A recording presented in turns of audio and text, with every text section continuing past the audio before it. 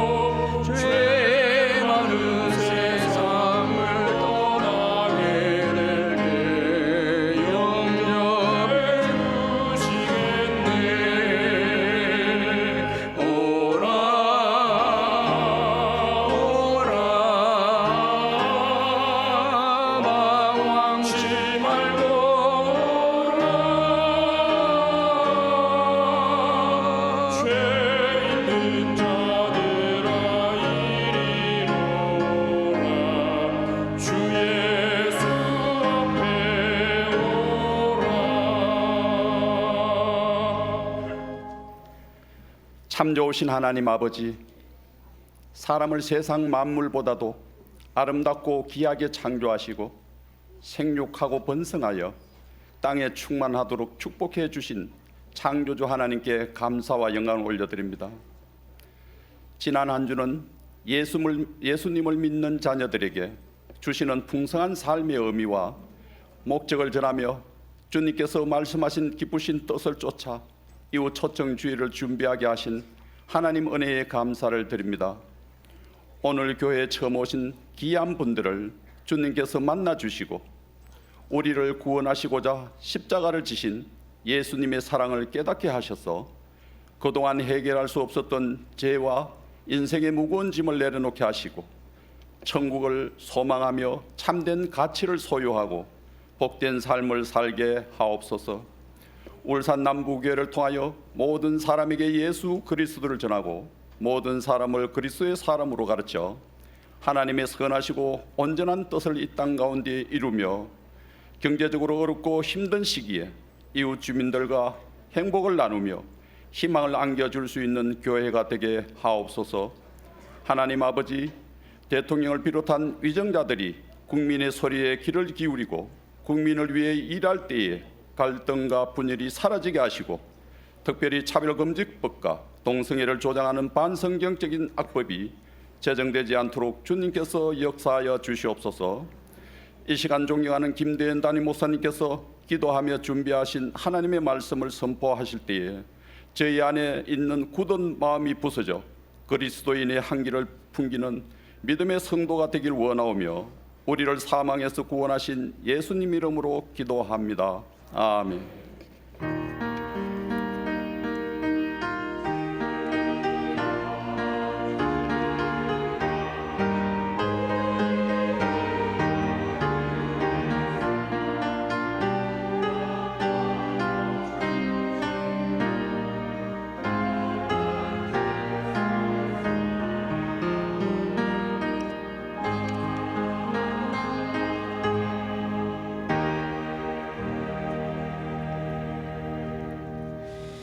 오늘 우리에게 주시는 하나님의 말씀은 요한복음 3장 16절 말씀입니다. 순서지에 하나님 말씀이 기록되어 있습니다. 요한복음 3장 16절 우리 같이 읽도록 하겠습니다.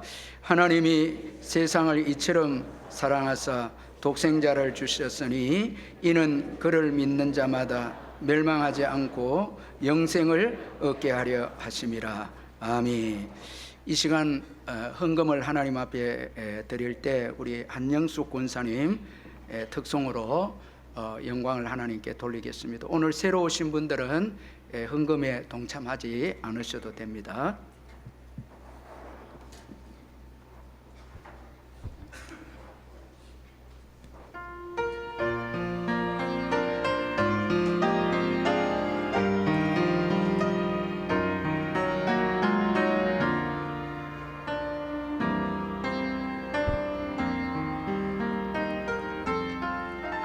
목적도 없이 나는 방황했네. 소망도 없이 살았네. 그때의 못자국 난 그 손길이 나에게 새 생명 주셨네.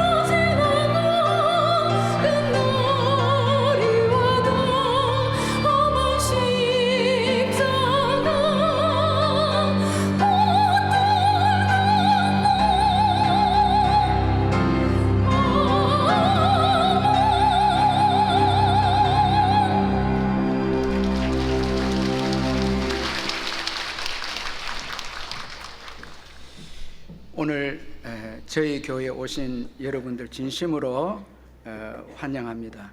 참 너무너무 바쁜 가운데서도 이렇게 시간을 내어서 참석해 주셔서 너무 감사합니다. 오늘 너무 많은 분들이 오셨기 때문에 여러분 예배 마치고 나가실 때 조심해서 천천히 이렇게 나가주시면 감사하겠습니다. 그리고 오늘 새로 오신 여러분들께 저희들 조그만 선물을 준비해서 여러분 기쁘게 받아주신 것 너무 감사합니다. 오늘 편안하게 여러분 예배 드리시면 되겠습니다. 제가 헌금을 위해서 기도하겠습니다. 하나님 아버지, 너무너무 감사합니다. 한 영혼이 천하보다 귀하다고 했는데 이렇게 많은 분들을 저희 교회에 보내주셔서 이렇게 복음을 들을 수 있도록 역사해 주신 것 감사합니다. 사람이 일을 한 것 같아도 하나님께서 배후에 귀하게 이분들 한 분 한 분을 인도하셔서 귀한 분들이 또 저희 교회에 오신 줄 믿습니다.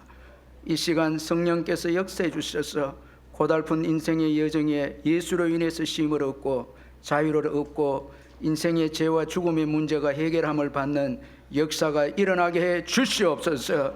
아버지, 여러 가지 문제와 고통과 어려움을 가지고 이곳에 나온 분들도 있습니다. 성령께서 역사해 주셔서 그 모든 무거운 짐을 주님이 대신 져 주셔서 가볍게 돌아가게 해주시고 남은 생에 예수 믿고 예수 의지하고 살아갈 수 있도록 축복해 주시옵소서. 질병으로 고통당한 분들 예수의 이름으로 치유해 주시고 회복되는 역사가 있게 하시고 홀로 지내시는 분들 외로운 그 외로움을 우리 하나님이 함께 하셔서 다 외로움이 떠나가게 하시고 하나님이 주시는 사랑과 은총 가운데 행복하게 지낼 수 있도록 도우시고 경제적인 문제와 여러 가지 힘든 자녀 문제로 이곳에 나온 분들이 있으면 십자가 은혜로 회복시켜 주시고 축복해 주시되 무엇보다도 영혼의 문제를 가지고 이곳에 나온 분들에게 예수를 영접함으로 평안을 얻는 축복의 역사가 있게 해 주시옵소서. 귀한 분들의 가정과 하시는 모든 사업과 직장과 일들 위해 주님이 축복해 주시고 은혜를 베풀어 주시옵소서. 이제 잠시 후에 있을 우리 할렐루야 귀한 찬양 주님이 받으시고 저희들에게는 큰 위로와 은혜가 되는 시간 되게 해 주옵소서. 예수님의 이름으로 기도하옵나이다. 아멘.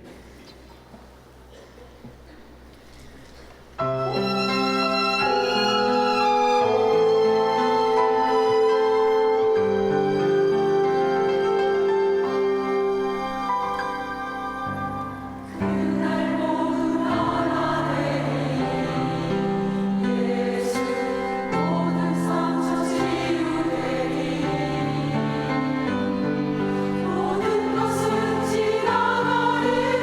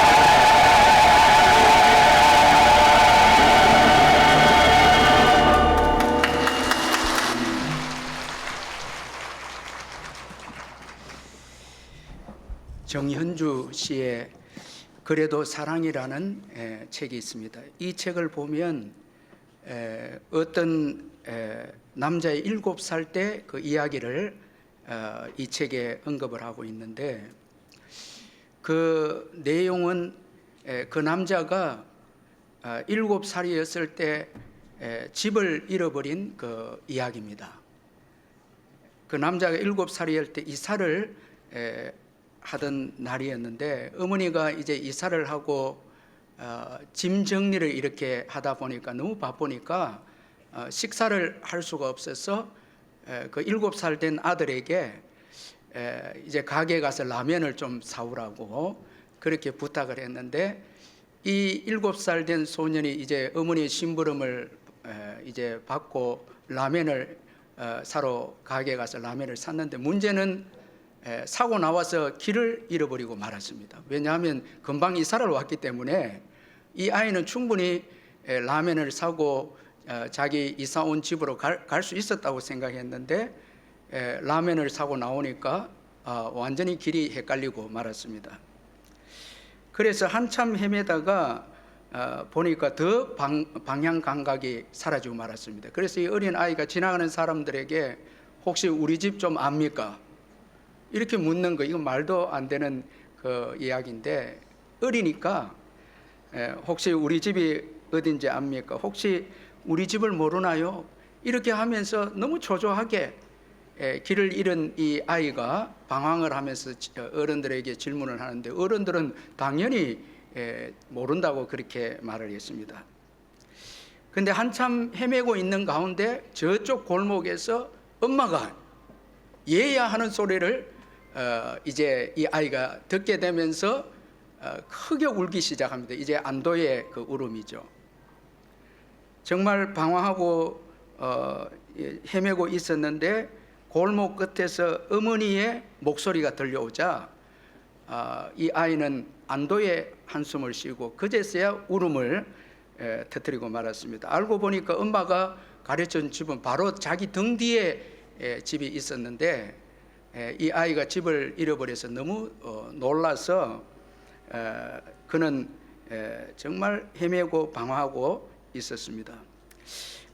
이 정현주 씨가 그래도 사랑해서 이 이야기를 언급한 것은 인연은 등 뒤에 있다라는 이런 의미에서 이 이야기를 적고 있는데, 저는 이 글을 읽으면서 아들을 사랑하는 어머니가 나타나자 길을 잃은 아들의 그 두려움과 방황이 끝난 것처럼 이 이야기는 참 우리 인생을 잘 대변해주는 이야기다라는 것이 생각이 들었습니다. 성경에 보면 하나님을 떠난 우리 인생을 정의하기를 길을 잃은 인생이다, 이렇게 정의하고 있습니다. 그래서 구약 성경 이사야 53장 6절에 보면 우리는 모두 양처럼 길을 잃고 제각각 자기의 길로 흩어져 가버렸지만, 이렇게 말씀합니다. 여러분, 하나님을 믿지 않는 우리 인생을 정의하기를 길을 잃은 인생이다, 이렇게 정의하고 있습니다. 따라서 우리 인생은 이때부터 우리가 어디서 왔으며 또 어디로 가야 되는지라는 질문을 하기 시작합니다.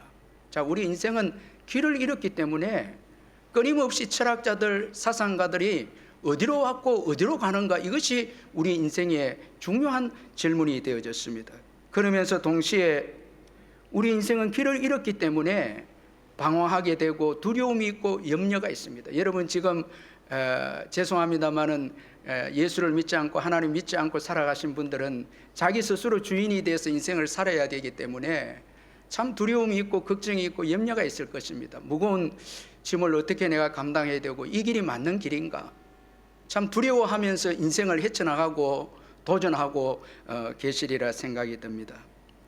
그리고 길을 잃은 인생이기에 우리 스스로 이 길을 찾지 못한다는 것입니다. 여러분, 어린아이가 방금 제가 이야기한 것처럼 정현주 씨가 쓴 그래도 사랑이라는 그 책에 집을 잃은 어린아이가 스스로 자기 집을 못 찾는 거예요. 그와 마찬가지로 하나님을 떠난 우리 인생이 길을 잃었는데 우리 스스로 길을 찾지 못하고, 길을 잃게 되면 저도 시골에서 자랐는데 여러분, 짐승이 길을 잃게 되면 주인이 찾아주지 아니하면 여러분 길을 잃게 되면 결국은 그 짐승은 불행하게 죽음으로 끝이 나게 되는 것을 보게 됩니다. 그러므로 길을 잃은 인생은 누군가가 찾아주지 아니하면 불행하게 마치게 되고 그것의 끝은 죽음이다라는 것입니다. 그런데 이렇게 길을 잃은 우리 사람들에게 하나님의 사랑이 나타났다고 그렇게 말씀을 하고 있습니다. 마치 앞에서 제가 말씀을 드린 것처럼 길을 잃은 아이에게 어머니가 나타난 것처럼 하나님이 나타나신 것입니다. 자, 여러분 오늘 저와 여러분이 읽은 요한복음 3장 16절은 하나님이 세상을 이처럼 사랑하사라는 말씀으로 시작하고 있는데, 제가 이 말씀을 많이 설교도 하고 묵상을 했는데 이번에 기도원에서 여러분들에게 이 말씀을 전하기 위해서 묵상하러 준비하는데 제가 너무 은혜를 받은 것은 인생은 혼자가 아니구나. 이것이 먼저 하나님께서 저에게 깨닫게 해 주신 것입니다. 인생은 혼자가 아니다는 거예요. 자, 여러분은 혼자가 아닙니다. 자, 하나님이 이 세상을 사람들을 의미하는데 하나님이 세상을 이처럼 사랑하셨다면 하나님이 계신다는 거예요. 여러분들이 지금 믿지 않기 때문에, 오늘 새로 오신 분들은 하나님을 믿지 않기 때문에 하나님이 안 계신다 여러분들이 생각하고 계시지만, 그러나 성경은 여기 하나님이 세상을 이처럼 사랑하신다는 말씀 볼 때 하나님이 계신다는 거예요. 이것이 저에게 너무너무 위로가 되고 은혜가 되었습니다. 참 하나님이 계신다는 거예요. 여러분, 하나님이 계십니다. 성경은 하나님이 계신다고 말씀하고 있습니다. 여러분, 때로는 나는 내 인생에 혼자다. 여러분, 예수 믿지 않고 지금 하나님 믿지 않는 분들은 내 혼자다, 너무 힘든 일을 만나면 내 혼자다고 생각하는 분들이 계시는데, 여러분 오늘 성경을 보십시오. 혼자가 아니다는 거예요. 하나님이 계신다는 거예요. 미국 역사상 가장 존경받는 16대 대통령 에이브라함 링컨은 우리가 잘 아는 대로 정말 상상할 수 없는 고난과 슬픔과 어려움을 겪은 분인데, 그는 9살 때 어머니가 돌아가셨고 19살 때 누나가 죽었습니다. 결혼해서 얻은 자식 4명 중에 2명은 태어난 지 얼마 안 돼서 죽게 되었고, 그리고 1명도 18살 때 그의 자녀가 죽었습니다.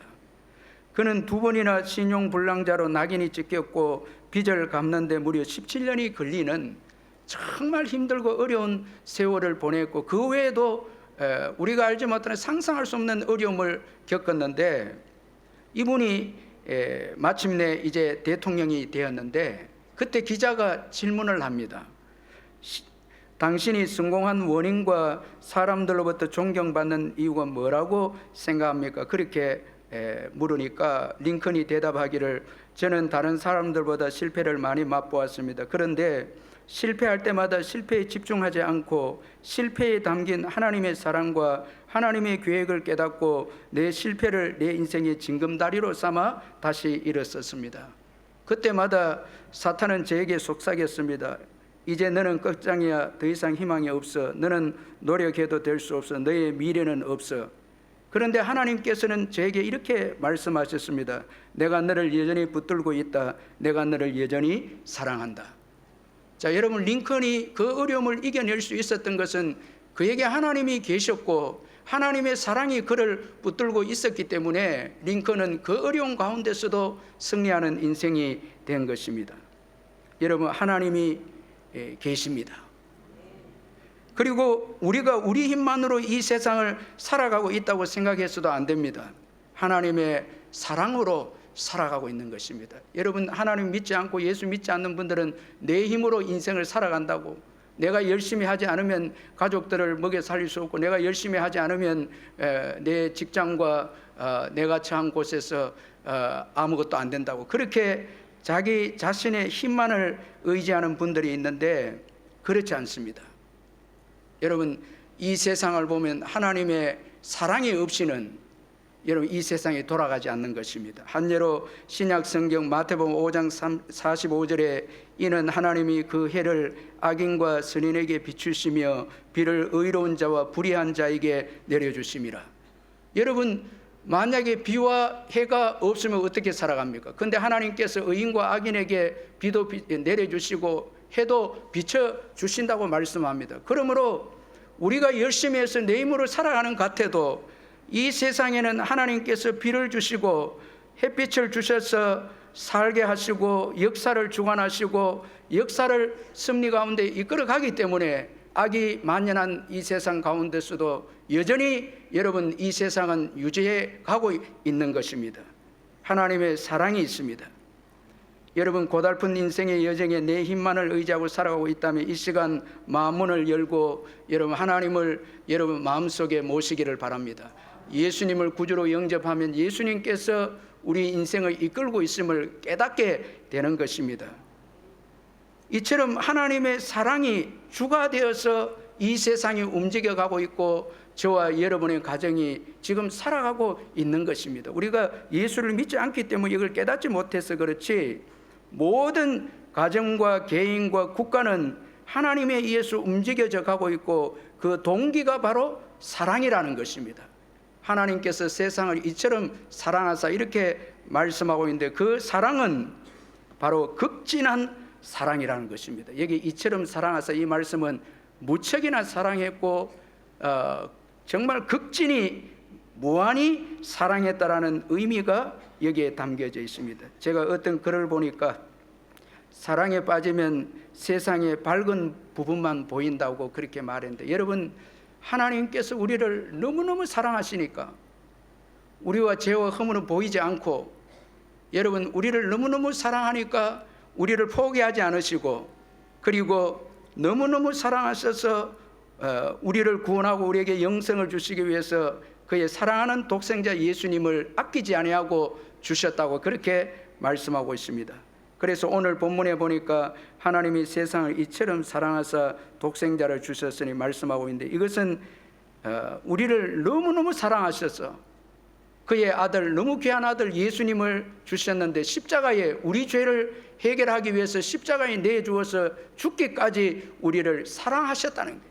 정말 사랑에 눈이 멀어서 그 아들 예수님을 보내주셨는데 그 아들 예수님은 바로 하나님 그 자신이시다라는 것입니다. 따라서 여러분 세상을 움직이는 동력이 하나님 사랑인데 그 사랑은 최고의 사랑이고 정말 극진한 사랑이고 무한한 사랑이라는 것입니다. 저는 오늘 여러분들이 귀한 시간을 내서 교회에 오셨는데 이 하나님의 사랑을 좀 듣고 여러분들이 집으로 돌아갔으면 좋겠습니다. 여러분 오늘 설교를 들을 때 부담을 갖지 마시고 편안하게 여러분 한번 설교를 들으시면 됩니다. 그럼 여러분 구체적으로 이 하나님의 사랑은 어떤 사랑일까요? 먼저는 우선적인 사랑입니다. 사람이 하나님을 사랑하기 전에 하나님께서 사람을 먼저 사랑하셨다는 거예요. 하나님이 우선적으로 사랑하셨다는 것입니다. 그래서 신약성경 요한일서 4장 10절에 사랑은 여기 있으니 우리가 하나님을 사랑한 것이 아니요 하나님이 우리를 사랑하사 우리 죄를 속하기 위하여 화목제물로 그 아들을 보내셨습니다. 자, 하나님이 우리를 먼저 사랑하셨다는 거예요. 여러분 먼저 사랑하는 게 진짜 사랑입니다. 여러분 제가 그 결혼한 부부들에게 누가 먼저 프로포즈 했습니까? 물어보면 누가 먼저 했습니까? 대답을 안 하시는데 그럼 제가 설교하기가 너무 힘든데 누가 먼저 사랑했어요? 대부분 여러분 물어보면 그 남자가 먼저 했다는 거예요. 여러분 남자가 먼저 안 했다면 큰일 납니다. 그 여자분들이 그래 말하는 거는 이게 자존심 있는 거예요. 예. 그래도 어쨌든 간에 남자가 먼저 결혼하자 해서 결혼했습니다. 이래 하는 거예요. 근데 여러분 하나님은 우리에게 먼저 프로포즈를 하신 거예요. 먼저 하신 거예요. 먼저 하셨다는 것은 자존심을 다 내려놓고 희생했다는 것을 의미합니다. 여러분 보잘것없는 죄인인 우리를 사랑하는데 먼저 사랑했다는 것은 하나님 거룩함도 내려놓고 자존심도 내려놓고 심지어는 그 아들을 십자가에서 죽이기까지 하면서 희생하면서 우리를 먼저 사랑한 것입니다. 그러므로 이 하나님의 사랑은 여러분 준비된 사랑이고 목적이 있는 사랑이고 끝까지 책임져 주시는 사랑이라는 거예요. 여러분 누가 자존심까지 내려놓고 부귀영화까지 내려놓고 여러분 누가 나를 위해서 여러분 나를 살리기 위해서 가장 귀한 것을 포기하면서 먼저 자존심까지 내려놓으면서 사랑하는 분이 누가 있겠습니까? 여러분, 정말 우선적으로 사랑했다. 먼저 사랑했다라는 것은 모든 흰색을 감수하고 사랑했다라는 의미인 것입니다. 그리고 하나님의 사랑은 무조건적인 사랑입니다. 하나님의 사랑은 조건적이지 않습니다. 그래서 죄인인 세상을 사랑하셨다. 여기 세상은 사람들을 의미하는데 범죄한 사람들입니다. 하나님을 떠나서 죄를 지은 사람들인데 이 세상을 사랑하셨다라는 말씀을 볼 때 무조건적인 사랑입니다. 그래서 누구든지 믿는 자는 영생을 얻게 된다고 말씀하고 있습니다. 누구든지 믿기만 하면 영생을 얻는다는 것은 여러분 자격을 따지지 않는다는 거예요. 따라서 어떤 사람이든지 예수님을 믿는 자는 영생을 얻게 된다는 것입니다. 하나님의 사랑은 무조건적인 사랑입니다. 우리가 착한 일을 하기 때문에 사랑하고 죄를 지었기 때문에 사랑하지 않고 이런 사랑이 아니고 하나님은 우리 자체를 사랑하신다는 것입니다. 왜 우리가 하나님의 사랑을 받지 못하나요? 여러분, 오늘 여기 오신 분들도 조건과 자격이 나는 되지 않기 때문에 하나님의 사랑을 받을 자격이 없다고 생각하시는 분들이 있을 것입니다. 죄인이기 때문에 교회에 올 수 없다고 생각하는 분도 있습니다. 어떤 분들은 내가 술, 담배를 하기 때문에 교회에 올 수 없고 더럽기 때문에 못 오고 어떤 분들은 실패했기 때문에 과거에 실패가 있기 때문에 교회에 올 수 없다고 그렇게 하는데 죄인이기 때문에 오셔야 하고 병들었기 때문에 오셔야 되고 실패했기 때문에 오셔야 하는 것입니다. 예수님은 의인을 위해 오시지 않고 죄인을 위해서 오셨기 때문입니다. 마태복음 9장 12절 13절에 예수께서 들으시고 이르시되 건강한 자에게는 의사가 쓸데없고 병든 자에게라 쓸데있느니라. 너희는 가서 내가 긍휼을 원하고 제사를 원하지 아니하노라 하신 뜻이 무엇인지 배우라. 나는 의인을 부르러 온 것이 아니라 죄인을 부르러 왔노라. 죄인을 부르러 온 것입니다. 여러분, 세상에서 실패해도 괜찮고 중독에 빠져 있습니까? 그렇다면 여러분, 하나님의 사랑을 받아야 합니다. 이 무조건적인 사랑을 받아야 합니다. 여러분, 남을 미워하고 시기하고 있습니까? 그렇다면 더더욱 하나님의 사랑을 받아야 됩니다. 그래서 치유를 받아야 됩니다. 또 보복하려고 하는 마음과 원한이 있으면 여러분, 하나님께 나와서 하나님의 사랑을 받으십시오. 그 사랑을 받아야 보복도 없어지고 원한도 사라지는 것입니다. 또 죄를 지어서 넘어졌습니까? 그렇다면 더더욱 하나님께 나와서 하나님의 사랑을 받아야 죄사함을 받고 다시 일어설 수 있음을 믿으시길 바랍니다. 절대 우리의 생각으로 하나님의 사랑을 제한하지 마시길 바랍니다. 저도 여러분 들어가다 그런 경우 있는데 동료들이나 친구들, 우리가 함부로 사람을 판단하고 정죄할 수 있죠. 저 사람은 저래서 안 되고 이 사람은 이래서 나쁘고, 우리가 이렇게 해서 여러분 그 사람에게 들어가야 될 하나님의 사랑이 우리 생각 때문에 제한이 되는 거예요. 우리 자신도 용납을 못할 때도 있죠. 하나님, 나 같은 자를 사랑할 수 있을까? 여러분, 우리 자신도 하나님의 사랑을 제한할 때가 있는데 어느 일본 선교사님이 이런 말을 했습니다. 한국에 와서 간증을 하는데 왜 일본의 복음이 전해지지 않은 줄 압니까? 이렇게 질문하면서 크리스찬에게는 묻고 푸는 권세가 있는데 우리나라의 크리스찬들은 미움과 한으로 일본을 묻고 있습니다. 여러분, 우리는 예수를 믿어도 축구하면 누가 이겨야 됩니까? 일본하고 축구하면 반드시 우리나라 이겨야 됩니다. 그 일제 식민지가 있어서 우리도 모르는 사이에 미움이 들어있고 한이 맺혀 있기 때문에 무슨 경기를 하든지 해도 일본과를 하면 뭐 해야 됩니까? 일본은 절대 16강이나 8강 올라가면 안 됩니다. 여러분, 절대 이게 희한합니다. 이렇게 미움이 있고 한이 있으니까 일본의 선교사님들이 복음이 안 전해진다는 거예요. 우리가 자꾸 하나님의 사랑을 막고 있으니까. 여러분, 우리 자녀들을 자꾸 우리가 미워하고 이 녀석은 이렇게 해서 안 되고 저렇게 안 되면 하나님의 사랑이 들어가지 않는 거예요. 어떤 믿음의 어머니가 한 목사님을 찾아와서 자기 딸이 지금 유흥업소에서 댄스로 일하고 있는데 목사님, 우리 딸을 좀 구해 주세요, 이렇게 부탁을 했는데 이 목사님이 범사에 감사라는 말씀을 의지해서 그 여자 성도님에게 감사하면서 우리 같이 기도하자고 그래 하니까 이 여자 성도들이 화를 내면서 목사님 지금 우리 딸이 유흥업소에서 댄서로 일하고 있는데 그것이 어떻게 하나님께 감사가 됩니까? 그건 사탄에게 감사하는 거 아닙니까? 화를 내면서 감사하면서 기도하지 못하겠다고 그렇게 말하니까 목사님이 자매님 그렇지 않습니다. 아무리 유흥업소의 댄서로 일해도 그 딸을 향한 하나님의 계획이 있고 사랑이 있습니다. 그런 거로 그 딸에게 하나님의 계획이 있음을 믿고 감사하면서 기도하십시다. 그렇게 겨우 설득해서 그 어머니와 함께 기도했는데 바로 기도한 날 밤에 딸이 춤을 추는 유흥업소에 한 남자가 들어왔습니다. 그는 춤을 추는 딸을 바라보면서 다가와서 이렇게 말했습니다. 예수님은 정말 당신을 사랑하십니다. 댄서인 이 딸은 젊은 남자가 와서 이 말을 하는 것을 듣고 지금까지 모든 남자들은 성적으로 유혹을 하고 정욕적으로 다가와서 말을 했는데 어떻게 당신은 이런 말을 나에게 할 수 있습니까? 그렇게 물으니까 그 남자가 말하기를 나는 길을 걷다가 하나님이 말씀하시는 것을 느꼈습니다. 특정한 유흥업소에 들어가서 춤추는 댄서에게 예수 그리스도가 영생이라는 선물을 거저 주셨다는 말을 그 딸에게 하라고 그 자매에게 하라고 그렇게 제가 하나님께로부터 들었습니다. 그래서 제가 이 유흥업소에 들어와서 자매에게 예수님을 전한 것입니다. 이 말을 들은 그 댄서 딸은 넋이 나간 듯 그를 바라보면서 두 눈에 눈물이 차올랐습니다. 그리고 조용히 말합니다. 그 선물을 저도 받고 싶습니다. 여러분 우리는 이 자격 없이 주는 하나님의 사랑을 여러 가지 자격을 붙이고 조건을 붙여서 이 사랑이 흘러가지 못하도록 전해지지 못하도록 우리는 그렇게 막고 있을 때가 많죠.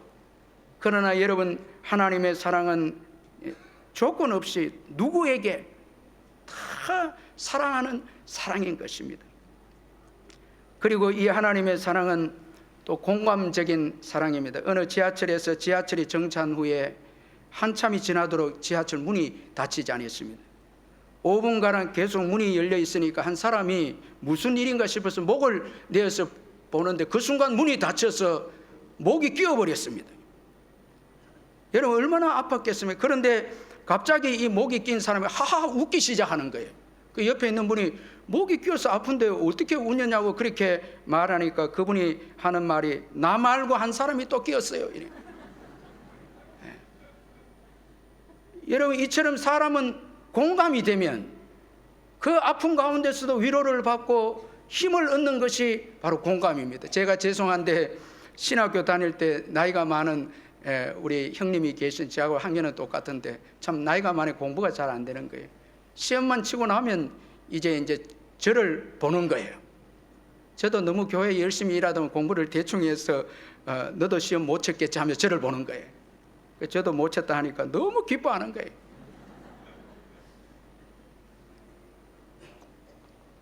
그래서 저와 그 형님이 1년 유급이 돼갖고 같이 공부를 하는데 얼마나 위로가 되는지 서로 다 떨어져서 너무너무 위로가 되는 거예요. 여러분 하나님은 예수님을 이 땅에 보내주셔서 가장 가난한 곳에 탄생하게 하셨고 온갖 시험을 다 겪게 하셨고 마침내 십자가에 못 박혀서 돌아가시게 하셨습니다. 이것은 인생이 당하는 모든 문제를 다 이해하시고 경험하시게 하셔서 위로하고자 이해하고자 공감하시고자 그 사랑을 보이시기 위해서 살아난 아들을 이 땅에서 가장 비참하게 천하게 보내셨다라는 것입니다. 그래서 이사야 선지자는 예수님에 대해서 이렇게 말씀했습니다. 이사야서 53장 3절에 그는 멸시를 받아 사람들에게 버림받았으며 강고를 많이 겪었으며 질고를 아는 자라. 마치 사람들에게 그에게서 얼굴을 가린 것 같이 멸시를 당하였고 우리도 그를 귀히 여기지 아니하였도다. 여러분 예수님은 질고를 아는 자라. 참 여러분 그래서 우리가 예수 믿고 하나님의 교회에 와서 기도하며 아버지라고 이름만 부르면 참 눈물이 나는 거예요. 다 주님이 그래 내가 안다는 거예요. 너의 아픔을 알고 너의 외로움을 알고 너의 고통을 다 안다는 거예요. 이게 여러분 하나님의 사랑입니다. 공감적 사랑입니다. 그리고 하나님의 사랑은 가장 좋은 것을 주시는 사랑입니다. 여러분 사랑하면 가장 좋은 것 주는 거예요. 자녀들을 사랑하면 가장 좋은 것을 자녀들에게 주는 거예요. 사랑하면 가장 좋은 것 주시죠. 하나님도 우리를 극진히 사랑해서 가장 좋은 것을 주시는데 무엇이겠습니까? 여러분, 오늘 이게 참 중요한 말씀입니다. 우리를 사랑하는데, 너무너무 사랑하는데 가장 중요한 것은 바로 영생입니다. 여러분, 오늘 교회 오신 분들 하나님 최고 사랑하면 돈도 주고 건강도 주고 세상적인 권력도 주고, 여러분 이런 것들이 최고 좋은 거라고 생각하겠죠. 하나님 왜 모르겠습니까? 그러나 하나님이 최고 중요한 것은 영생이랍니다. 세상을 이처럼 사랑하사 독생자를 주셔서 이는 그를 믿는 자마다 멸망치 않고 영생을 얻게 하려 하심이라. 최고 인생들에게 중요한 것이 영생이다는 거예요. 여러분, 오늘 이 말씀을 듣고 세상의 것이 좋아서 여러분 세상의 것이 취해 있다면 잠시 여러분 모든 생각을 내려놓고 여러분 이 하나님의 음성의 귀를 기울이시길 바랍니다. 영생이 최고 좋은 선물이라는 것입니다. 영원히 살지 못하는데 세상 부귀가 무슨 소용이 있고, 여러분 오늘 여기에 연세가 많이 계신 분들인데 나이가 들어간다는 것은 이제 죽어간다는 겁니다. 죄송합니다. 죽어간다는 거예요. 이제 여러분 70이 되고 80이 90이 되고 하면 이제 점점 죽어가는 것입니다. 여러분 이렇게 죽어가는 인생들에게 부귀 영화가 무슨 소용이 있고 맛있는 음식이 무슨 소용이 있고 권력이 무슨 소용이 있습니까? 그렇다면 여러분 영원히 사는 것이 최고 중요하지 않겠습니까? 영생은 최고의 복입니다. 영생의 이 반대말이 오늘 본문의 멸망입니다. 멸망치 않고 영생을 얻게 하신다 말씀합니다. 멸망은 상실과 헛됨을 의미합니다. 죽음을 의미합니다. 예수 믿지 않고 하나님의 사랑을 받지 않으면 그대로 여러분 지내면 영원한 멸망으로 영원한 지옥에 가게 되는 것입니다. 여러분 멸망이 있는 인생은 이 땅에서 상실 가운데 헛된 삶을 살고 공허한 삶을 살고 의미 없는 삶을 사는 것입니다. 여러분 다 죽기 때문에 그래서 인생을 전부 다 허무하다 이렇게 말합니다. 기쁨이 없습니다. 죽음만 생각하면 기쁨이에요. 그래서 죽음을 잊어버리고 세상의 것을 취해서 세상의 것을 즐기고 세상의 것으로 만족하려고 부와 여러분 명예와 이런 것을 쫓아다니면서 채우는 것이 우리의 인생입니다. 왜? 죽음을 잊어버리려고 그런 것입니다. 조용히 죽음을 생각하면 불행하고 비참하기 때문에 어떤 사람은 술을 의지하고 마약을 의지하기도 하고 어떤 사람은 권력과 부와 이런 것을 통해서 영원히 사는 것처럼 그렇게 자신을 속이면서 살아가는 것이 우리 인생인 것입니다. 이게 여러분 우리 인생의 본질입니다. 그런데 우리가 하나님의 사랑을 받아들이고 예수를 믿으면 영생을 얻게 되면 여러분 그 영생은 우리 영원히 살게 할 뿐만 아니라 이 땅에서도 영생을 얻은 인생은 하늘의 평안과 기쁨과 그리고 하나님이 주신 놀라운 사랑 가운데 살아가는 자들이 되는 것입니다. 여러분 예수 믿고 영생을 얻은 자들은 평안합니다. 그래서 그 평안으로 슬픔도 죽음도 어려움도 다 이겨냅니다. 여러분 예수 믿는 자들의 최고의 축복은 평안입니다. 영생으로서 주어지는 평안입니다. 우리는 든든합니다. 여러분 조금 염려가 걱정이 있어도 우리는 든든하고 평안하죠. 얼마나 여러분 이 큰 축복입니까? 그런 거로 여러분 하나님의 사랑을 받아들여서 예수 믿고 하나님의 사랑을 받아들여서 영생을 소유한 인생이 최고 복된 인생입니다. 요한복음 11장 25절 26절에 예수께서 이르시되 나는 부활이요 생명이니 나를 믿는 자는 죽어도 살겠고 무릇 살아서 나를 믿는 자는 영원히 죽지 아니하니 이것을 내가 믿느냐. 예수를 믿으면 하나님의 생명이 우리 안에 들어와서 여러분 영원히 살고 죽어도 우리 육신이 죽어도 다시 살아나는 것입니다. 그 생명 예수님이 주신 생명으로 영원히 사는 것입니다. 그래서 여러분 우리는 이 땅에서도 평안과 기쁨과 사랑을 누리기 때문에 예수 믿는 자는 가난해도 병들어도 여러분 얼마나 행복하고 기쁜지 죽음을 맞이해도 잠시 슬픔이 있지만 영원한 슬픔은 없는 것입니다. 천국에서 제외하기 때문에 그런 것이죠. 그러므로 여러분, 이 하나님의 풍성한 이 사랑을 여러분들이 오늘 예수 믿고 받아 누리시기를 주의 이름으로 축원합니다. 이 하나님의 사랑을 여러분 아셔서 하나님이 계시고 하나님이 이 역사를 움직여 가고 있고 내 인생의 생사화복을 주관하고 있고 그 아들 예수를 믿는 자에게 이 풍성한 사랑을 주셔서 영생을 얻게 하시는 그 하나님의 사랑을 여러분 깨달아서 오늘 그 사랑을 여러분들이 받아들이시기를 바랍니다. 참 이 하나님의 사랑을 받아들이는 유일한 길이 예수를 믿는 길이죠. 참 예수님께서 우리 죄를 다 해결하심으로 하나님께 나아가는 길을 열어주셨기 때문에 누구든지 예수를 믿기만 하면 여러분 하나님께로 나아가게 되고 하나님의 사랑을 받게 되고 영생을 얻게 되는 것입니다. 제가 이제 말씀을 마치면서 여러분, 우리 인생은 하나님의 사랑을 받느냐 안 받느냐에 달려 있습니다. 환경의 문제가 아닙니다. 여러분 지금 출생이 어떻고 가난하고 못 배우고 학력이 어떻고 그게 문제가, 여러분 하나님이 세상을 이처럼 사랑하사 말씀에는 하나님의 사랑이 결정이라는 거예요. 하나님의 사랑을 예수 믿음으로 받아들이느냐 받지 않느냐의 결정의 문제지 우리 환경의 문제가 아니다는 거예요. 여러분 아무리 공부를 잘하고 권력을 잡아도 하나님의 사랑이 없으면 멸망입니다. 그렇죠? 여러분 우리 자신의 문제도 아닙니다. 내가 아무리 큰 죄를 지어도 여러분 회개하고 하나님의 사랑을 받아들이면 그 인생은 절망에서 소망의 인생이 되는 것입니다. 하나님의 사랑을 받아들이면, 제가 교회에서 어린 아이들 보면 사랑받는 아이들이 최고 행복해요. 안정감이 있고 너무너무 아이들이 행복하는 거예요. 여러분 부모님도 자녀에게 사랑받는 부모가 최고 행복합니다.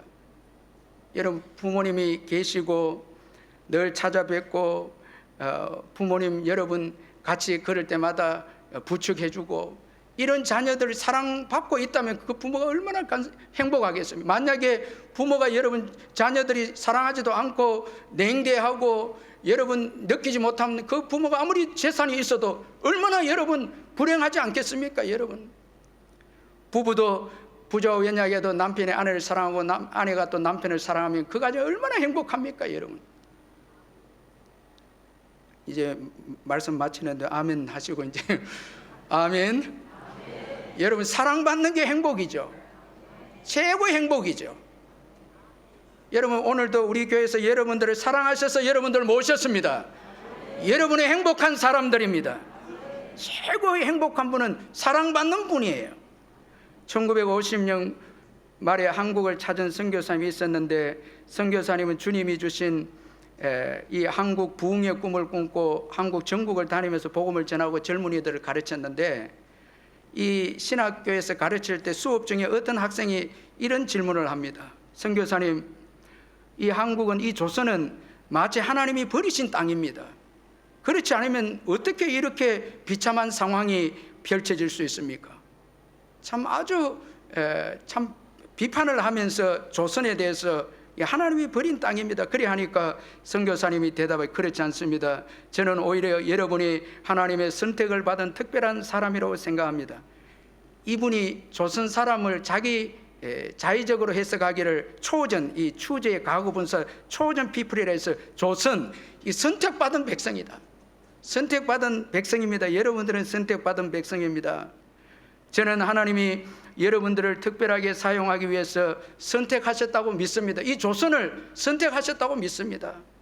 이 이야기는 미국 장로교회 남장로의 파송을 받은 한국에 선교를 온 자네트 크레인 선교사 이야기인데, 자 여러분 세월이 지나서 이 민족이 예수를 믿고 하나님의 사랑을 받아들이니까 정말 비참하고 절망적인 이 민족이 복을 받아서 세계를 이끌어가는 축복의 민족이 된 거예요. 복음이 들어가고 시골마다 교회가 세워져서 하나님의 사랑이 이 땅에 부어지게 되니까 이 땅에 얼마나 복을 받은지, 여러분 애국가의 원가사도 하나님이 아니고 하나님입니다. 우리가 지금 믿고 있는 하나님이죠. 하나님이 보호하셔야 대한민국 만세라니. 이렇게 하나님의 사랑을 받아들이고 하나님을 믿게 되니까 이 보잘것없고 절망적인 이 민족이 복을 받기 시작해서 세계를 움직여가는 동력을 이끄는 민족이 된 것입니다. 여러분, 이 시간 한번 잠시 영상을 한번 보시길 바랍니다.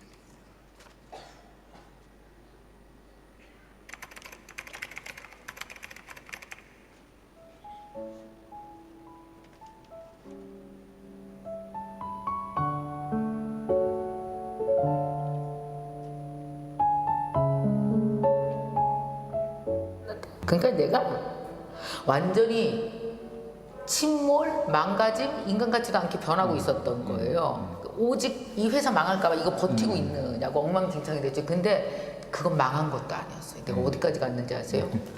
그날 이렇게 내가 속상해서 생각을 막 하고 있는데 이런 생각이 들어요. 어차피 나는 이렇게 열심히 사는 것밖에 할 줄도 모르는, 한 달 후도 열심히 살고 그 다음도 계속 이렇게 똑같이 오늘 같은 하루를 매일 카피해서 계속 살 거면 나 이보다 더 열심히 못 살아. 그럼 뭐하러 계속 살지? 차라리 그냥 그때 5층이었거든요. 여기서 떨어지면 죽나? 그만 살아도 되겠다라는 생각이, 난 전혀 그런 사람 아니잖아요. 내가 다른 사람이 되어버린 거예요. 2년 만에. 하루는 일기처럼 글을 쓰다가 나도 모르게 막 눈물이 터졌는데 집에 가고 싶다는 생각이. 그래서 내가 썼어. 나 집에 가고 싶어 하고 있는데 결정적 그때 우리 언니한테 전화가 온 거예요. 우리 언니가 목사잖아. 싫어해요 우리 언니. 아니 목사라서 싫고 날 위해 기도하는 거 더 짜증. 내가 세상에서 열심히 사는 이것을 존중하지 않는다는 생각이 들었어요. 우리 언니가 나를. 내 방법이 맞는데 왜 존중하지 않는 거야? 라는 생각 때문에 멀리했던 것 같아요. 끊을까 하다가 내가 얘기했어. 언니 나 좀 살려줘. 내가 너무 벼랑 끝에 매달려 있고 근데 울면서 뭐냐, 언니 열심히 살아서 내가 끝까지 왔거든. 직원 100명이고 막 매출도 막 엄청나고. 근데 언니 여기 와봤는데 나 아무것도 없어. 내가 다 망친 것 같아. 언니 나 좀 살려줘. 그리고 내가 언니한테 막 울었어요. 그랬더니 우리 언니가 막 전화를 받다 말고 대전에 있거든요.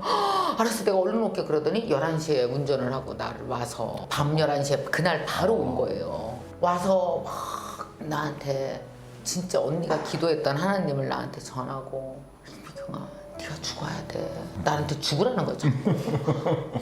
이보다 어떻게 더 죽어? 이미 뒤졌는데 내가. 근데 아니야, 진정으로 네가 죽고 네가 죽으면 그 안에 하나님이 들어가죠. 그리고 너와 연결될 때 네가 여태까지 살았던 게 10이면 하나님과 연결됐을 때 10,000배, 1000배, 10,000배의 하나님이 너를 통해 일하시면 얼마나 멋있니? 막 이 말을 듣고, 옛날에는 뭐 나를 통해 일하면 들리지도 않는데 너무 쏙쏙 들리면서 그날 이 작년 3월 22일 그때 영접 기도라는 걸 내가 진짜 그때 내 주위에 어떤지 아세요? 아무도 없는 거예요. 그래서 뭐 허허벌판에 벌거벗고 서 있는 것처럼 아무도 없는데 하나님이 와서 나한테 막 옷을 입혀줘. 괜찮아 입어. 그때 내 느낌 뭐냐면 하나님이 나를 옷을 입히는 거예요. 괜찮아 입어. 너 내 딸이고 옷 입고 이제 열심히 막 살지 말고 열심히 잘 살아. 막 사는 거랑 잘 사는 거랑 달라. 내 밖에 있으면 막 산다. 내 안에 있으면 잘 산다. 헐벗은 나를 살리시고 입히시고, 그리고 그 후에 제 입에 말을 넣어주시고 제 마음에 하나님의 마음을 넣어주신 것 감사합니다. 하나님, 저는 지금까지 정말 이 세상에서 어떻게 하든 나의 동력을 최대한도로 돌려가면서 살았던 사람입니다. 하나님 안에서 무동력으로 있는 그동안 하나님의 맡기고 하나님의 뜻대로 끌려다니는 그 동안이 저에게 얼마나 큰 새로운 세상이었는지 모릅니다. 이 새로운 세상을 알게 하시고 살게 하시고 누리게 하심 감사합니다. 오늘도 내가 죽고 예수 그리스도가 사는 하루하루 모든 사람에게 이어지길 바라며 우리 주 예수 그리스도의 이름으로 감사하며 기도드립니다. 아멘. 아멘.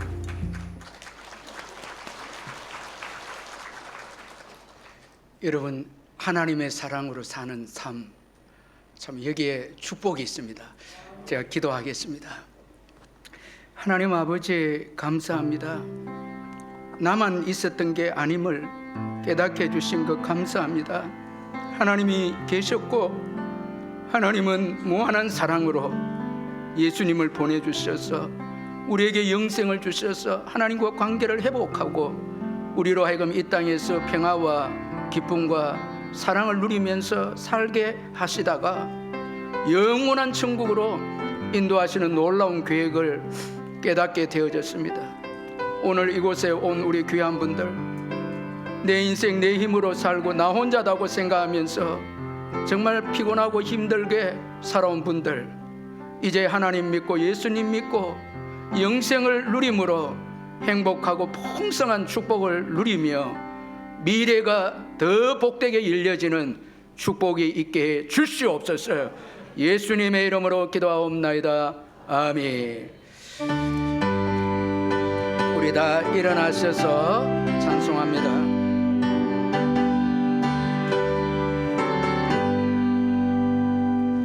이 세상에 근심된 일 많고 참 평안을 몰랐구나. 내 주 예수 나로라 부르시니 곧 평안히 쉬리로다. 주 예수의 구원의 은혜로다. 참 기쁘고 즐겁구나. 그 은혜를 영원히 누리겠네. 곧 평안히 쉬리로다. 이 세상에 공고한 일이 많고 참 쉬는 날 없었구나. 내 주 예수 날 사랑하시오니 곧 평안히 쉬리로다. 주 예수의 구원의 은혜로다. 참 기쁘고 즐겁구나. 그 은혜를 영원히 누리겠네. 곧 평안히 쉬리로다. 이 세상에 죄악된 일이 많고 참 줄일 쌓였구나. 내 주 예수 날 먼저 주시오니 곧 평안히 쉬리로다. 주 예수의 구원의 은혜로다. 참 기쁘고 즐겁구나. 그 은혜를 영원히 누리겠네.